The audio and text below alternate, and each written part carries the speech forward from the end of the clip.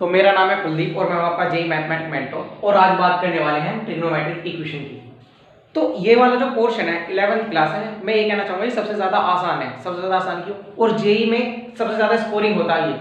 इसकी क्वेश्चन लगाना बहुत ज्यादा आसान होते हैं और बहुत ज्यादा स्कोरिंग होते हैं। तो बात करें ट्रिग्नोमेट्रिक इक्वेशन की, तो ऐसी इक्वेशन जिनमें हमारे ट्रिग्नोमेट्रिक फंक्शन इन्वॉल्व हो उन्हें क्या कहते हैं? ट्रिग्नोमेट्रिक इक्वेशन कहते हैं। जैसे कि sine square theta plus sine theta equal to 0, cos theta equal 0 या कोस थीटा इक्वल टू 1/√2। इस तरह से कह सकते हैं tan theta tan square theta minus cos theta equal to 1/2। इस तरह से ये क्या है? हमारी सभी ट्रिग्नोमेट्रिक इक्वेशंस हैं। अब जैसे cos थीटा इक्वल टू 1/√2 है, तो यानी थीटा की वैल्यू यहाँ क्या हो सकती है? थीटा की वैल्यू हो सकती है π/4 हो सकती है, π/4 हो सकती है और 3π/4 हो सकती है और प्लस माइनस दोनों जगह हो सकती है। क्योंकि देखो मैं जो इन्हें याद रखता हूँ वो रखता हूँ ग्राफ से याद। देखो जैसे कि हमारा ग्राफ है, ये हमारा cos थीटा ग्राफ है यानी cos x का ग्राफ। अब ये कह रहा है cos थीटा इक्वल टू 1/√2 यानी यहाँ कहीं जैसे कि यहाँ, तो हमारी थीटा की वैल्यूज क्या आ रही है? जैसे ये क्या हमारी π/4, ये क्या हो गई हमारी 3π/4,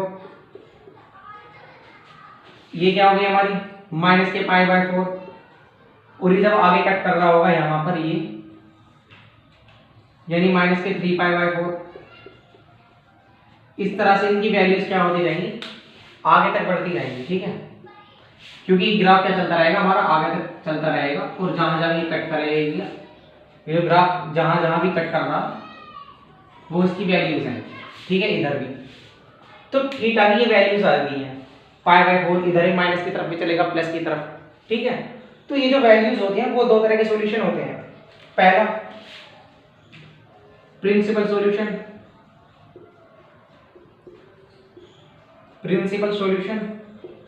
और दूसरा होता है हमारा जनरल सॉल्यूशन।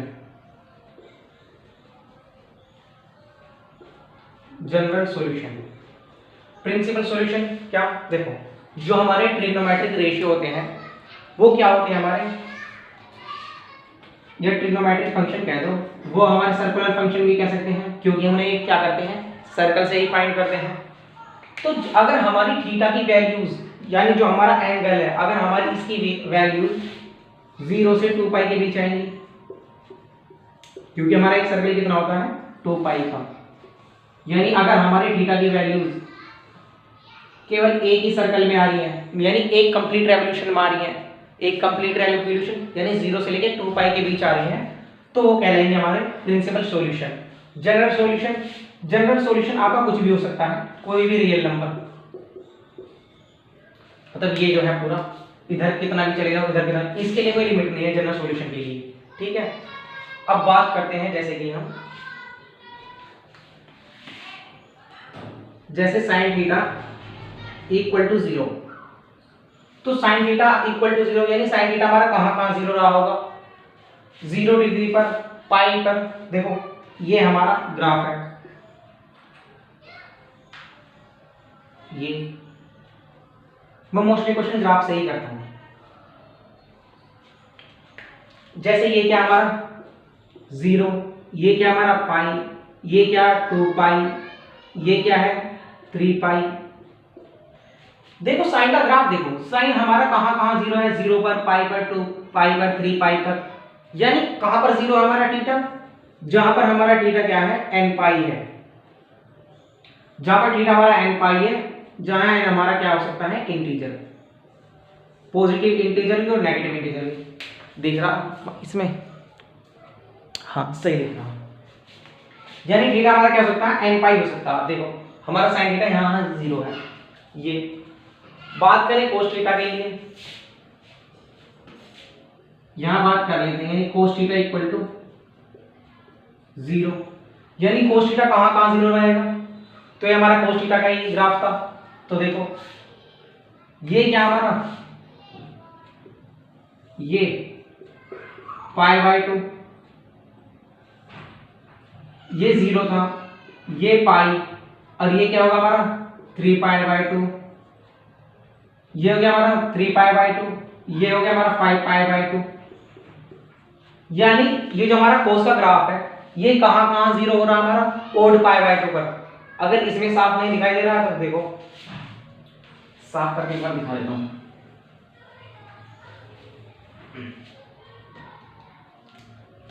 ये हमारा ग्राफ है,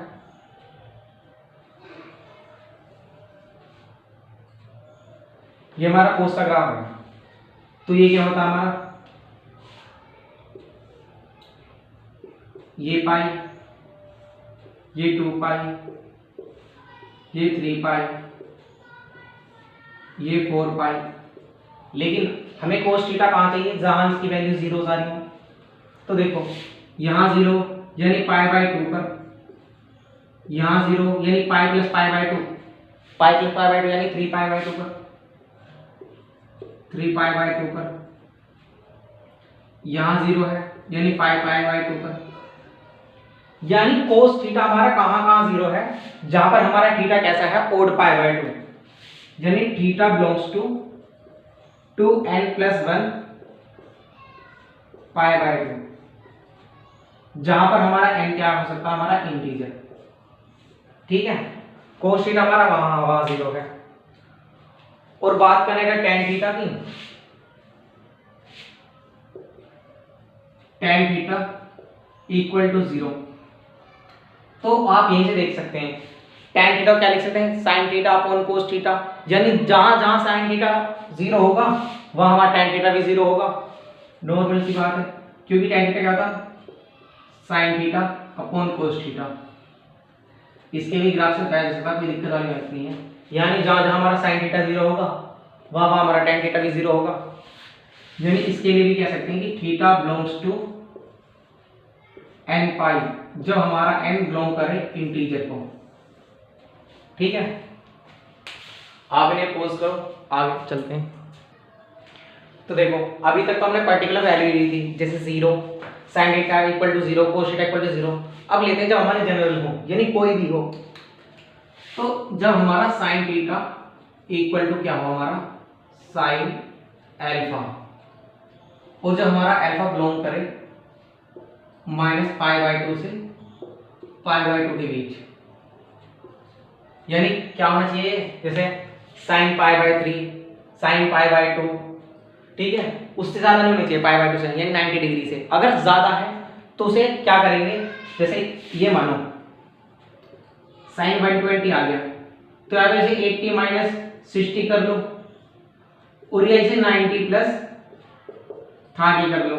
लेकिन आपको -π/2 से π/2 के बीच ही लाना है, ये जो हमारी अल्फा की वैल्यूज है। तब इसके हम सॉल्यूशन की बात करेंगे। ठीक है, अब देखो क्या करेंगे, sin थीटा ये क्या = sin अल्फा। हम ऐसे तो अंदाजा लगा नहीं सकते, क्या करेंगे, sin अल्फा को इधर ले आएंगे। तो sin थीटा - sin अल्फा = 0। अब हमने एक फॉर्मूला पढ़ा sin c - sin d का। तो देखो यानी 2 cos c + d / 2 to sin c - d / 2 = 0। ठीक है, अब देखो ये जो है cos * sin = 0, यानी या तो ये 0 हो या ये 0 हो। ठीक है, तो देखो cos थीटा + अल्फा / 2, इसके इक्वल टू क्या लिख रहे हैं, 0। या तो ये 0 हो या हमारा sin थीटा - अल्फा / 2 = 0। ठीक है, दिख रहा है कैमरे में कलर, दिख रहा। अब ये 0 कब होएगा, देखो ये हमारा 0 कब होता है, cos थीटा। अगर हमारा cos x है, ये हमारा x 0 कब होता, जब हमारा x क्या हो, ओड पाई बाय 2 हो। हमने बिल्कुल अभी बात करी थी इस बारे में कि जब भी हमारा ये एंगल कोस वाला एंगल क्या होता, ओड पाई बाय 2 होता, तब इसकी वैल्यू क्या होती है, 0 होती है। यानी ये जो थीटा प्लस अल्फा बाय 2 है, ये क्या होना चाहिए, ये होना चाहिए 2n प्लस 1 पाई बाय 2, जहां पर हमारा n क्या हो, एक इंटीजर हो। हाँ जी बिल्कुल सही बात है। या तो ये हो या फिर क्या हो, ये जो इक्वल टू है यानी थीटा माइनस अल्फा बाय 2 है, ये क्या हो हमारा n पाई हो, जहां पर हमारा n इंटीजर हो। हमने बिल्कुल बात करी थी ना कि जब भी हमारा साइन का एंगल क्या होगा, n पाई होगा, तब हमारी साइन की वैल्यू आएगी 0 आएगी। अभी तो बताया था, ये देखो जो साइन का ग्राफ है ये, यानी ये पाई, ये 2 पाई, ये 3 पाई, यानी एवरी पाई पर जब हमारा n पाई होगा एंगल, तब साइन की वैल्यू क्या होगी, 0 होगी। ठीक है, ये बात तो सुन ली हमने इसकी। यानी हमें क्या निकालना, हमें निकालना थीटा। तो देखो 2 को इधर भेजो, theta plus alpha equal to 2 को इधर वो भेजोगे यानी 2 into 2n plus 1 pi by 2। अब क्या करो, अल्फा को इधर भेज दो, यानी 2 से 2 कैंसिल हो जाएगा, 2n प्लस 1 पाई और माइनस अल्फा। इसके साथ देखो क्या करना, 2 को इधर भेजोगे यानी theta minus alpha equal to 2n pi, फिर थीटा इक्वल टू 2n पाई और प्लस अल्फा। ठीक है, अब क्या करो, इन दोनों को ऐड कर दो। ये दोनों को ऐड मत करो, देखो बात सुनो, ऐड ना करना, ये अलग वैल्यू, ये अलग वैल्यू। ये तो कह रहा या तो थीटा हमारा ये हो या ये हो, यानी ये क्या कह रहा, ये कह रहा जो हमारा थीटा यानी एंगल है, ये देखो 2 है, 2n क्या हमारा इवन, या तो इवन पाई हो तो प्लस अल्फा होगा। अगर हमारा थीटा क्या होगा, इवन प्लस, देखो थीटा क्या कह रहा है, ये कह रहा theta equal to even multiple of pi plus alpha. और ये क्या कह रहा है, हमारा angle theta equal to 2n plus 1 यानी odd multiple of pi minus alpha. तो देखो यहां पर जो हमारा अल्फा है वो ऐड हो रहा है, ऐड कब हो रहा है, जब हमारा ये जो है पाई वो कैसा है, इवन मल्टीपल है। जब हमारा पाई कैसा, इवन मल्टीपल, तब हमारा अल्फा क्या हो रहा है, ऐड हो रहा है। और यहां पर हमारा अल्फा क्या हो रहा, माइनस हो रहा, जब हमारा पाई क्या है, ओड मल्टीपल है। तो अगर ओड मल्टीपल होगा पाई का तो ये अल्फा माइनस होगा, और अगर इवन मल्टीपल होगा तो अल्फा ऐड होगा। तो हमने इस बात को मर्ज करके ऐसे लिख दिया, theta equal to n pi, theta equal to n pi plus minus 1 की पावर n और अल्फा। अब देखो, अब मानो कि n क्या है हमारा, n अगर हमारा 1 आया, अगर हमारा n 1 आया तो यानी माइनस अल्फा, और यहां पर भी क्या जाएगा 1 पाई, 1 पाई मतलब ओड पाई, तो ओड पाई माइनस अल्फा। देखो रख के दिखाता हूं आपको, यानी अगर आप n इक्वल टू 1 लें तो देखो क्या होगा, थीटा इक्वल टू यहां क्या जाएगा हमारा पाई, इसकी जगह पर रखोगे तो माइनस अल्फा। तो देखो जब हमारा ओड पाई है तब हमारा अल्फा क्या, माइनस 1, बिल्कुल इसकी तरह। लेकिन अगर हमारा क्या होता, n क्या लेते हम, 2 लेते, तो क्या हो जाता, थीटा इक्वल टू 2 पाई, और जब इसकी जगह 2 रखते तो माइनस में क्या हो जाता, प्लस 1 यानी प्लस अल्फा। तो देखो इसकी बात तो इसने पूरी कर दी, और इसकी बात अगर हमारा इवन मल्टीपल होगा पाई का तो क्या होगा, हमारा अल्फा ऐड हो जाएगा। तो यहाँ हमारा अल्फा क्या हो रहा है, ऐड हो रहा। तो इस वाली जो इक्वेशन है इसने दोनों की बात को क्या कर दिया, सहमत कर दिया कि हाँ अगर तुम ओड मल्टीपल होगे पाई के तब हम अल्फा क्या कर देंगे, सब्ट्रैक्ट कर देंगे, और अगर इवन मल्टीपल होगे पाई के तो हम अल्फा क्या कर देंगे, ऐड कर देंगे। तो हम दोनों को मर्ज करके ऐसे लिख देंगे कि theta equal to n pi plus -1 की पावर एन एल्फा। ठीक है, पोज करो, इसे नोट करो। तो बात करते हैं कोस के लिए। तो देखो बिल्कुल वही प्रोसीजर अपनाना आपको, नी cos theta minus cos alpha equal to क्या करो, 0 करो, इक्वल टू 0। अब cos theta minus cos alpha यानी cos C minus cos D के लिए फॉर्मूला जो होता कोस सी माइनस कोस डी के लिए वो होता हमारा 2 sine C plus D by 2 और sine C minus D by 2 और यहां बाहर माइनस। अगर आप डी माइनस सी करोगे तो तब जरूरत नहीं है, लेकिन अगर सी माइनस डी करोगे तब माइनस आपको बाहर लगाना पड़ेगा। आपको फॉर्मूला पता होना चाहिए।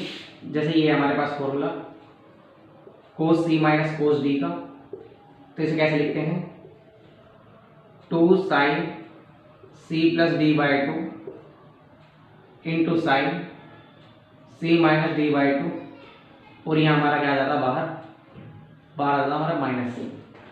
ठीक है, अब देखो ये इक्वल टू 0 है। अब इसके 0 होने के लिए या तो हमारा ये वाला पार्ट 0 हो या ये वाला पार्ट 0 हो। तो बात करते हैं, यानी sine theta plus alpha by 2 equal to 0, या हमारा क्या होना चाहिए, sine theta minus alpha by 2 equal to 0।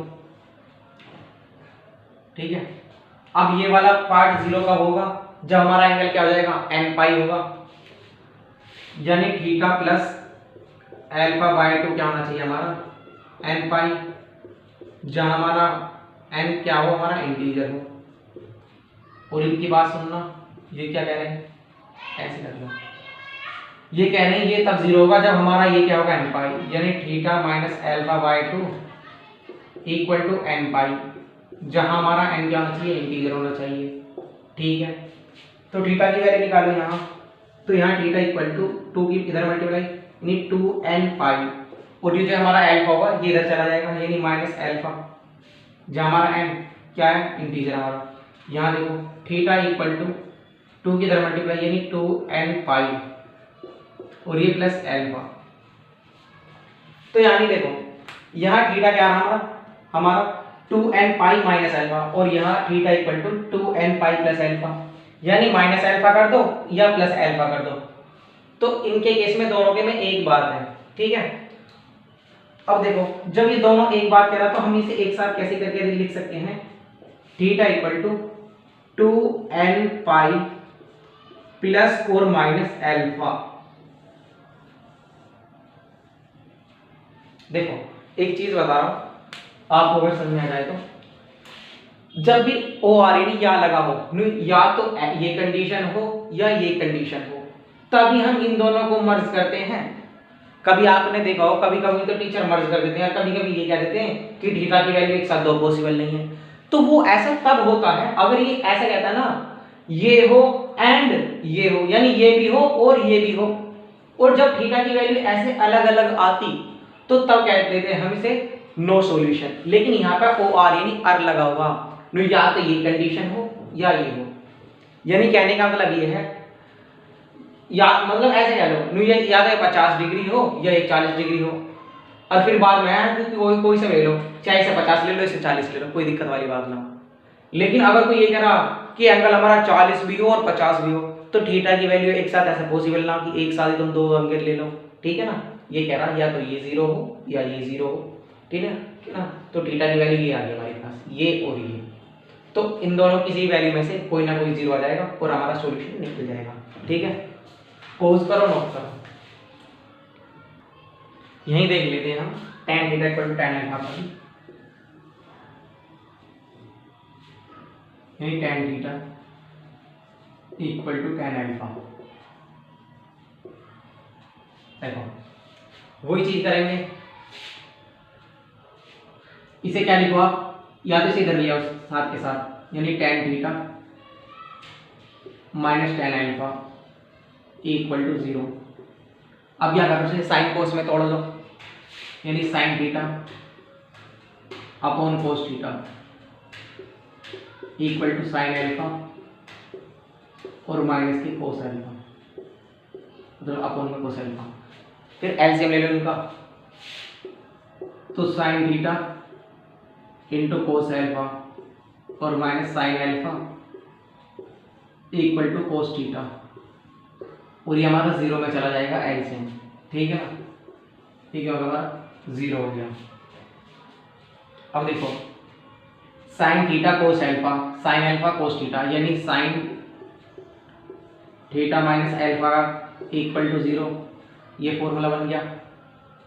ठीक है, अब साइन थीटा हमारा जीरो कब होता, जब ये एंगल क्या हो, एन पाई हो, यानी थीटा माइनस अल्फा क्या होना चाहिए हमारा, एन पाई, जहां पर हमारा एन क्या हो, इंटीजर हो,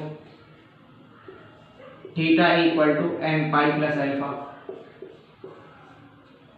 ठीक है ना, अब देखो थीटा हमारा क्या रहा, एन पाई प्लस अल्फा, तो ये आ गया हमारे लिए टेन थीटा का फॉर्मूला।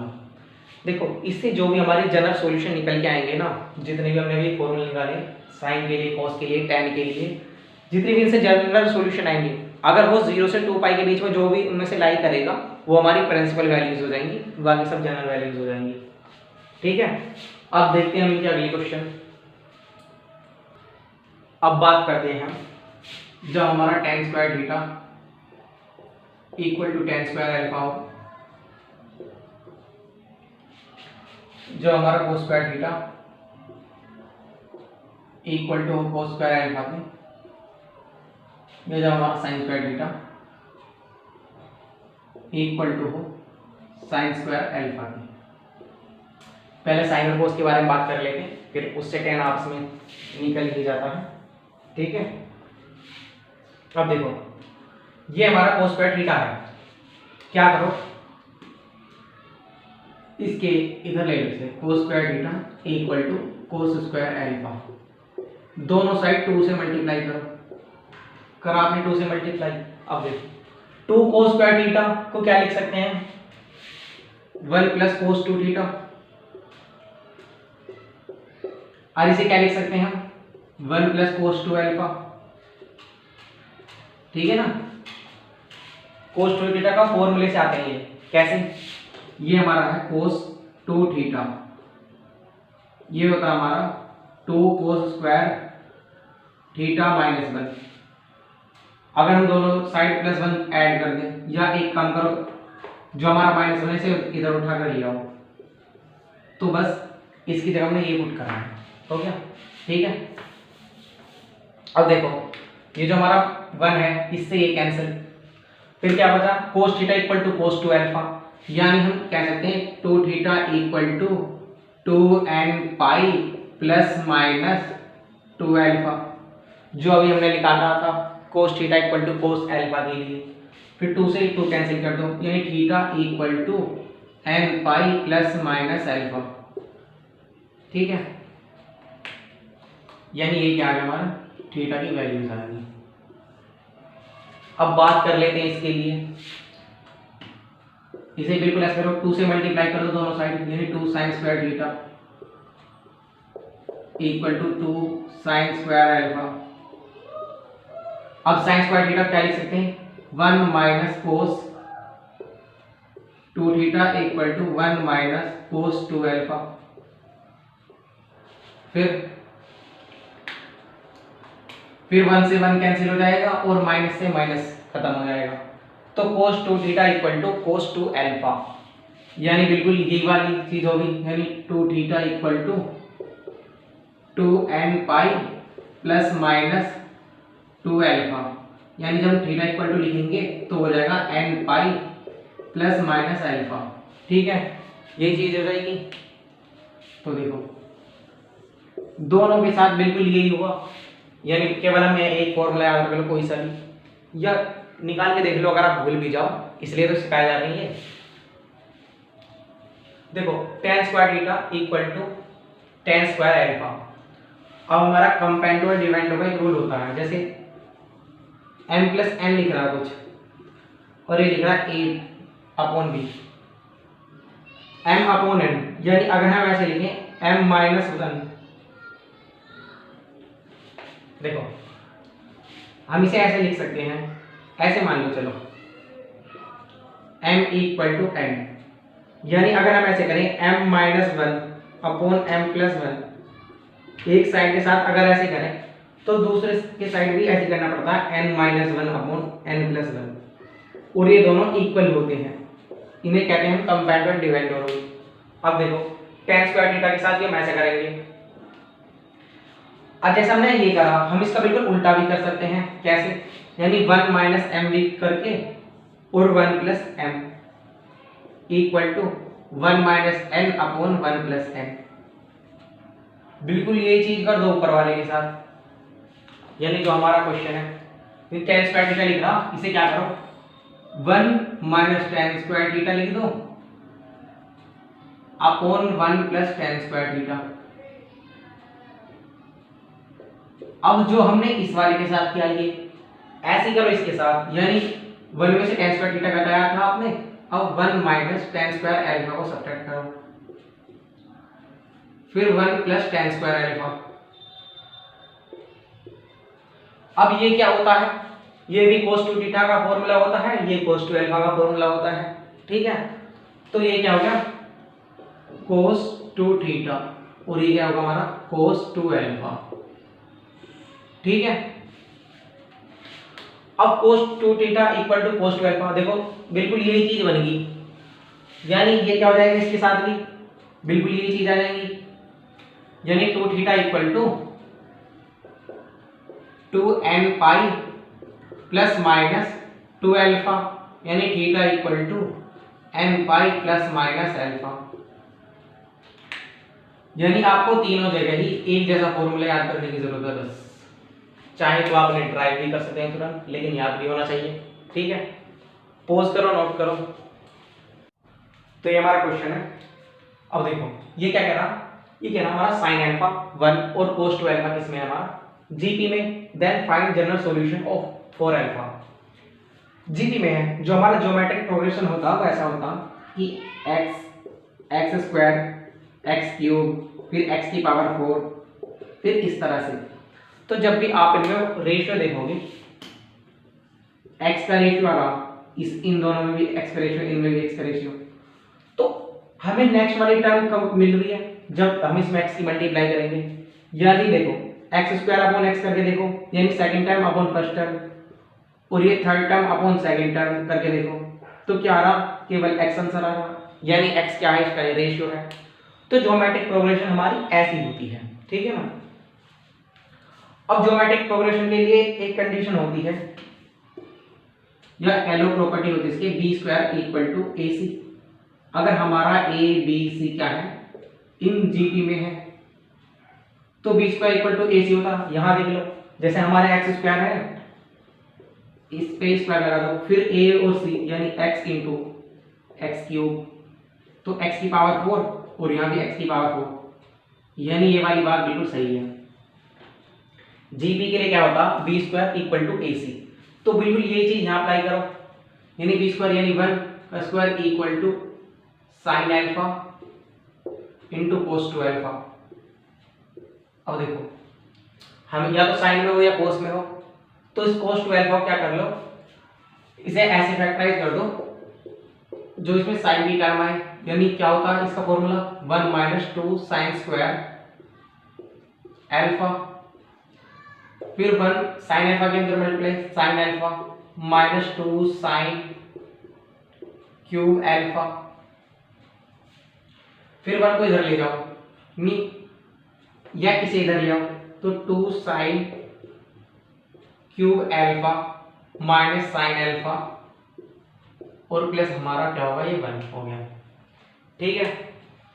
तो हमारे पास ये आ गई और इसके इक्वल टू क्या है हमारा 0।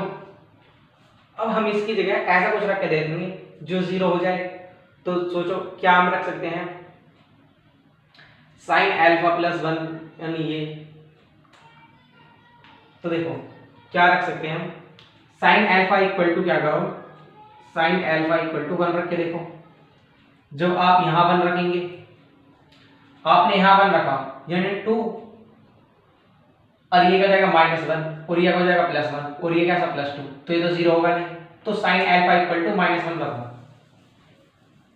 देखो sin अल्फा इक्वल टू -1 रखोगे तो ये -2 हो जाएगा, यहां रखोगे -1 और माइनस यानी +1 और ये +1, तो ये -2 और ये 1 और 1 2 यानी कैंसिल आउट हो रहे। यानी हम sin अल्फा की जगह क्या लिख सकते हैं, हम sin अल्फा की जगह लिख सकते हैं -1 को इधर ले आओ यानी sin अल्फा +1 इक्वल टू 0। तो ये जो आया है, ये जो इक्वेशन आई है, ये इसका फैक्टर है। फैक्टर तो फैक्टराइजेशन मेथड से और सोल्व कर लो। हम ऐसे तो करते हैं, जब हमारे पास अलजेब्रिक एक्सप्रेशन होती थी तो हम ऐसे करके फैक्टर निकालते थे और फिर इसे फैक्टराइज कर देते थे।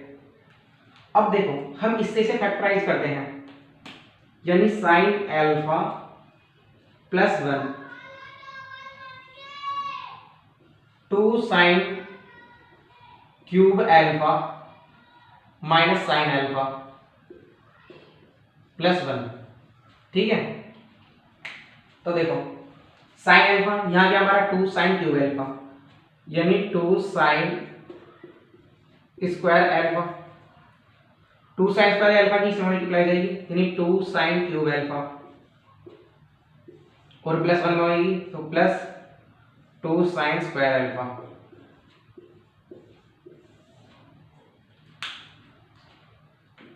यहां माइनस और यहां माइनस, तो इससे कैंसिल आउट हो गए। तो देखो ये जो हमारा क्या है -2 sin क्यूब अल्फा मतलब 2 sin स्क्वायर अल्फा और -sin अल्फा और ये +1 ऊपर वाला। तो देखो अब क्या चाहिए हमें, sin अल्फा है यहाँ पे क्या -2 sin स्क्वायर अल्फा यानी -2 sin अल्फा और फैक्टर करो क्या हो जाएगा -2 sin स्क्वायर अल्फा और -2 sin अल्फा।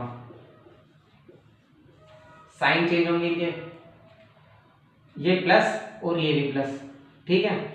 ये आपस में कैंसिल आउट हो जाएंगे। फिर क्या बचा, ये 2 sin अल्फा है प्लस का, ये -sin अल्फा है, तो क्या बचेगा sin अल्फा वो भी कैसा माइनस का और +1, एक मिनट प्लस का बचेगा क्योंकि ये कैसा प्लस का, ठीक है। फिर कितनी बार जाएगा 1 टाइम्स यानी +1, तो ये क्या है हमारा फैक्टर आया। तो हम इसे क्या लिख सकते हैं, इस पूरी चीज को हम क्या लिख सकते हैं, यहां लिख रहा हूं आगे, इस पूरी चीज को लिख सकते हैं हम sin alpha +1 into 2 sin square alpha -2 sin alpha और +1 इक्वल टू 0। हमने इसके फैक्टराइज करे, इसे साफ कर दूं।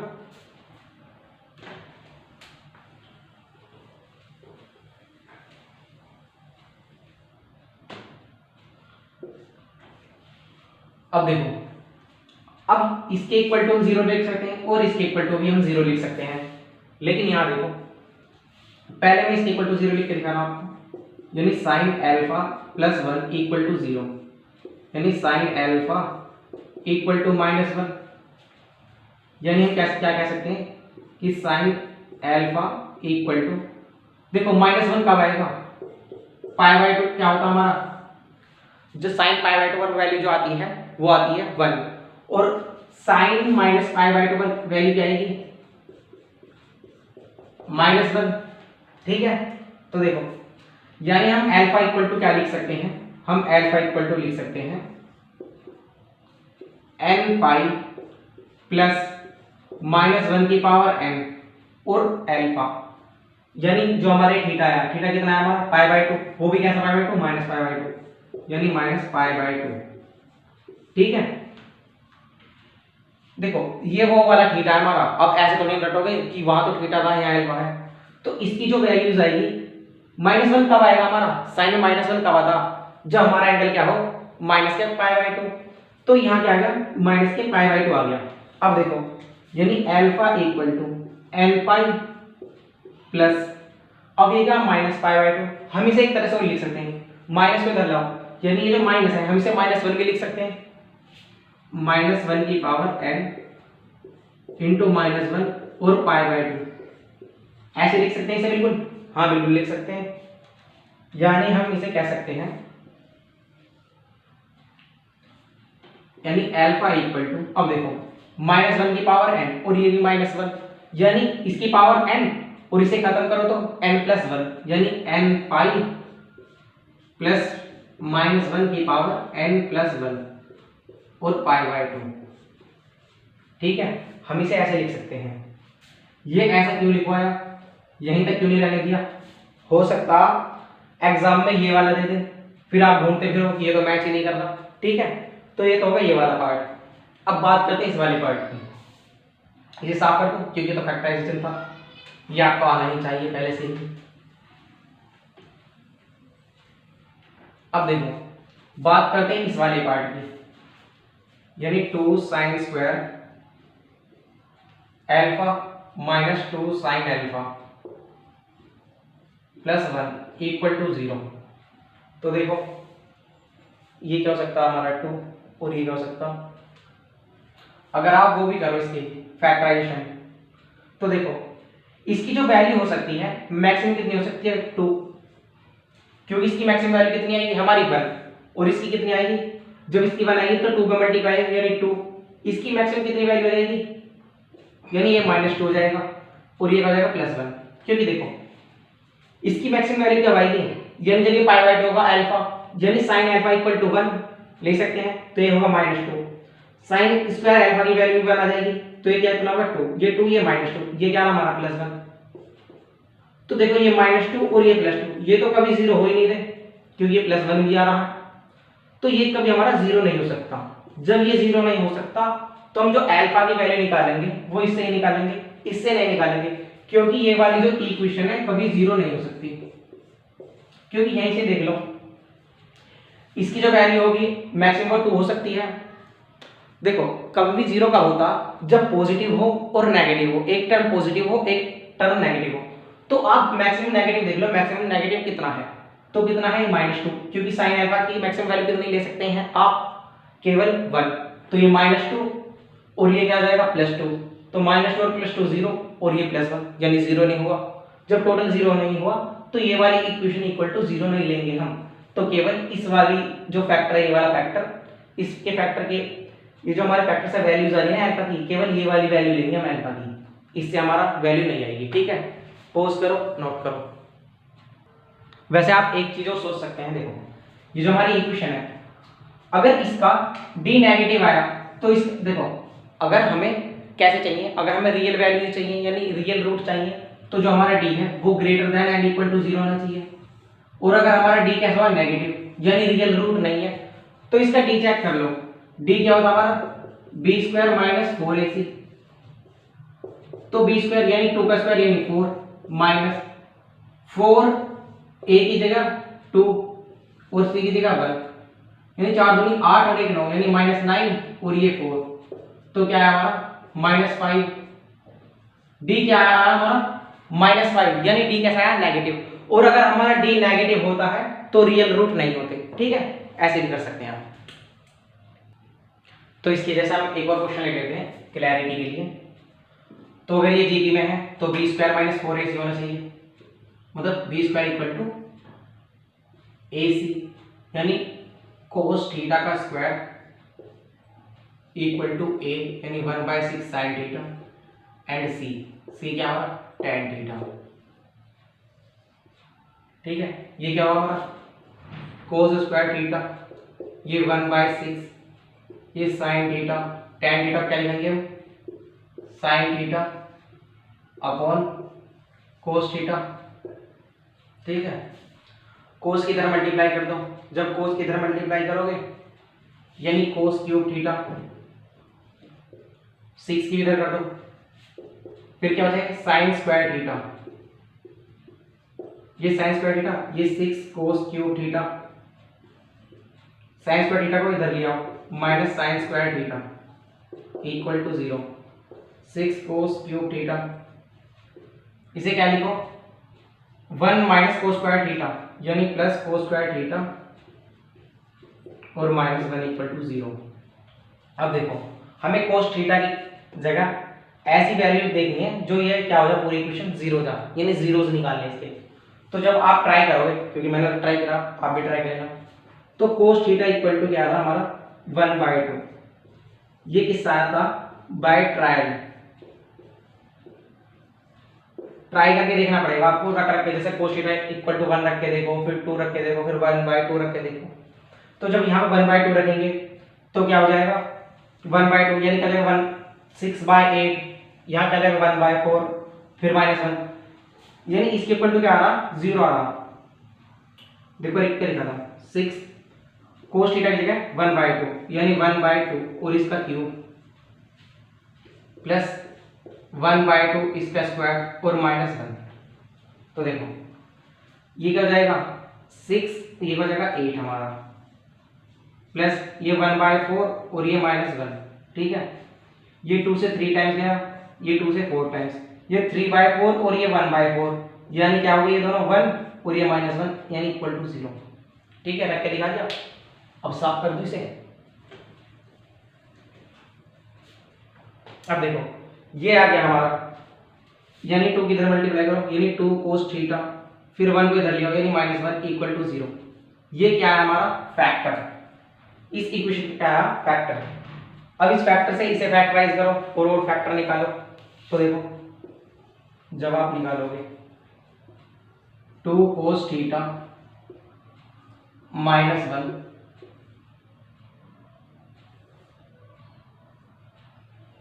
6 cos cube theta plus cos square theta और माइनस, देखो 6 cos cube theta plus cos square theta -1 equal to 0। ये करा हमने, यहाँ देखो ये कितने टाइम्स जाएगा? 3 times, 3 cos square theta, 6 cos cube theta, फिर -3 cos स्क्वायर थीटा, फिर इनके साइन चेंज करो, यानी प्लस, मतलब ये माइनस और ये प्लस, ये इससे कैंसिल आउट हो गया, ये 3 और ये 4, यानी 4 cos स्क्वायर थीटा -1। अब ये क्या हमारा 2, यानी और क्या चाहिए हमें प्लस 2 cos थीटा चाहिए, 2 की मल्टीप्लाई 2 में, यानी 4 cos square theta -2 cos theta. ये क्या हो जाएगा माइनस, ये क्या हो जाएगा प्लस, ये इससे कैंसिल, फिर क्या बचा 2 cos थीटा और -1, ये कितने बार जाएगा? एक बार, यानी 1 टाइम्स। तो यानी इसे हम क्या लिख सकते हैं पूरी इक्वेशन को?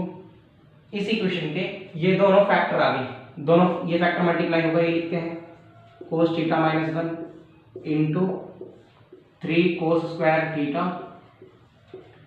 Plus 2 cos theta plus 1 equal to 0। तो देखो इसे देखो, सबसे आसान तरीका, पहले इसका डी चेक कर लो, डी नेगेटिव है या पॉजिटिव है, तब फैक्टर करेंगे। तो डी इक्वल टू होता है B square minus 4ac। B कितना हमारा ये 2, यानी 4 माइनस 4, ए कितना हमारा 3 और सी कितना हमारा 1, 4 3 12 और ये 4, यानी -8। तो डी कैसा आ रहा हमारा? डी आ रहा हमारा नेगेटिव, और अगर हमारा डी नेगेटिव होता तो रूट हमारे रियल नहीं होते, ठीक है, यानी इससे ही निकालेंगे हम root. 2 cos theta -1 equal to 0, यानी 2 cos थीटा इक्वल टू 1, और इस 2 को इसके अपन भेज दो, यानी cos थीटा इक्वल टू 1/2। अब 1/2 क्या होता है हमारा? जब होता हमारा π/3, यानी 60, cos 60 पर आता है। तो देखो थीटा इक्वल टू क्या लिखेंगे हम? 2n pi plus minus π/3। तो ये हो जाएगा हमारा जनरल सॉल्यूशन, ठीक है। आप इसे पोज करो और नोट करो। आप डी करके डी चेक कर लिया अगर उनका, अगर हमारा डी नेगेटिव है तो रूट रियल नहीं होंगे, ठीक है। तो देखो हमारा ये क्वेश्चन अगला, जो हमारा x है वो हमारा n π/2 नहीं हो सकता, cos x की पावर ये और इक्वल टू 1, ठीक है। तो हम पहले से देख लेते हैं क्या कह रहा है। ये कह रहा हमारा कि जो x इक्वल टू हमारा वो n π/2 नहीं हो सकता, यानी n की जगह 1 रख के देखो, पहले 0 रख के देखो, यानी 0, जब 1 रखोगे यानी π/2, फिर 2 रखोगे यानी पाई, और कोस का जो होता है ग्राफ वो इस तरह से होता है। यानी अगर x हमारा 0 होता, अगर x हमारा 0 होता तो cos 0 की वैल्यू 1 और 1 की पावर कुछ भी हो 1 हो जाता। ऐसे भी तो कह सकते थे हम कि x इक्वल टू 0 ले लो तो 1 की पावर कुछ भी हो 1, लेकिन इन्होंने पहले ही मना कर दिया कि 0 ये नहीं ले सकते। फिर π/2, फिर π/2 क्यों? क्योंकि इसकी पावर 0 हो जाएगी ना। अब देखो, अब पाई क्या हमारा, पाई है हमारा -1, अगर -1 की पावर इवन हो जाती तो हमारा बना देता, लेकिन इसने पहले ही मना कर दिया। ठीक है, यानी इसका कहने का मतलब है कि cos x इक्वल टू हम ना तो 0 लेंगे, ना 1 लेंगे, ना -1 लेंगे, इसने पहले ही कह दी। जब इसने पहले कह दी तो हम तो इससे ही कहेंगे कि ये कुछ भी हो। हम देखो, ये अगर हमारा a है और a की पावर n है और इक्वल टू हमारा 1, तो ये तभी तो पॉसिबल है, या तो a इक्वल टू हमारा पहले से ही 1 हो, या a इक्वल टू हमारा -1 हो, जब हमारा n क्या होगा, एक इवन होगा। ठीक है, और a इक्वल टू हम 0 पहले से क्यों मना कर रहे हैं, क्योंकि भैया 0 की पावर n कुछ मतलब थोड़ी निकलेगा, 0 की पावर कुछ लगाओ और 1 आ जाए, ऐसा पॉसिबल नहीं है ना। तो यानी फिर चांस फिर कौन सा बचता है, फिर हमारे पास एक ही मौका है कि अगर हमने n इक्वल टू 0 लिया है तो, क्योंकि a की पावर 0 इक्वल टू 1, यानी अगर किसी के भी ऊपर पावर में 0 बैठ जाएगी तो उसकी वैल्यू 1 आएगी। ठीक है, बिल्कुल इसी चीज का यूज करते हुए आगे क्वेश्चन करते हैं। अब देखो, यानी इसका कहने का मतलब है ये जो है ना, ये चीज ये क्या होनी चाहिए, 0 होनी चाहिए। ठीक है, बिल्कुल सुन लिया हमने ये वाली बात। sin square x minus 3 sin x plus 2 equal to 0, factor करो इसके, यानी sin square x minus 2 sin x और minus sin x plus 2 equal to 0। इसमें से क्या कॉमन है हमारा, sin x माइनस 2, और यहां से -1 कॉमन करो, sin x minus 2 equal to 0। फिर इस ये और ये कॉमन आ रहा, यानी sin x माइनस 2 का ब्रैकेट कॉमन आया, फिर sin x minus 1 equal to 0। ठीक है, तो या तो ये चीज 0 हो जाए या ये चीज 0 हो जाए। ठीक है ना, तो हम sin x minus 2 equal to 0 लेते हैं, यानी sin x इक्वल टू 2। लेकिन क्या ऐसा पॉसिबल है कि sin x इक्वल टू 2 हो जाए? नहीं ना, पॉसिबल ही नहीं है, क्योंकि जो साइन की मैक्सिमम और मिनिमम वैल्यू होती है वो क्या होती है, साइन की मैक्सिमम वैल्यू होती है 1 और मिनिमम वैल्यू होती है -1। आपने ग्राफ भी बनाया होगा साइन का, जैसे ये है, तो ये मैक्सिमम कितना टच कर पाता है ऊपर, +1 को, और यहाँ -1 को, तो यानी ये तो हो ही नहीं सकता। ठीक है ना, ये तो हमारा नॉट इक्वल टू 0 है, यानी इससे निकालनी पड़ेगी वैल्यू, यानी sin x minus 1 equal to 0, sin x equal to 1। जब sin x इक्वल टू 1, देखो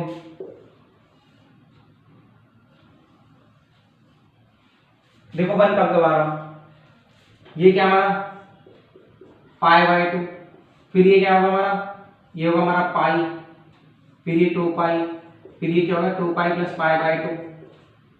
ठीक है, π/2 था, 2π प्लस π/2 था। ये हमारे पास सीधा फॉर्मूला ही है कि x equal to n plus -1 की पावर n, और ये हमारा π/2। ये हमने सीधा फॉर्मूला लगाया, इसलिए हमारे फॉर्मूले भी याद होने चाहिए। ठीक है ना, कभी कभी दिमाग काम नहीं करता कंफ्यूजन में। तो ये हमारा क्वेश्चन हो गया, आप पॉज करो और नोट करो। तो आज के लिए बस इतना ही। देखो क्वेश्चन तो बहुत सारे हैं कराने के लिए, मैं और ज्यादा करा दूं, लेकिन इतने सारे क्वेश्चन है कि सारे कराना पॉसिबल नहीं है, क्योंकि लेक्चर लंबा हो जाता है, बोर हो जाते हैं। ठीक है, तो हम इन सारे लेक्चरों के बाद कुछ एडवांस के लिए सीरीज बनाएंगे, 2-3 लेक्चर लेंगे जिसमें केवल एडवांस के क्वेश्चन होंगे और उससे ज्यादा ऊपर के होंगे। ठीक है।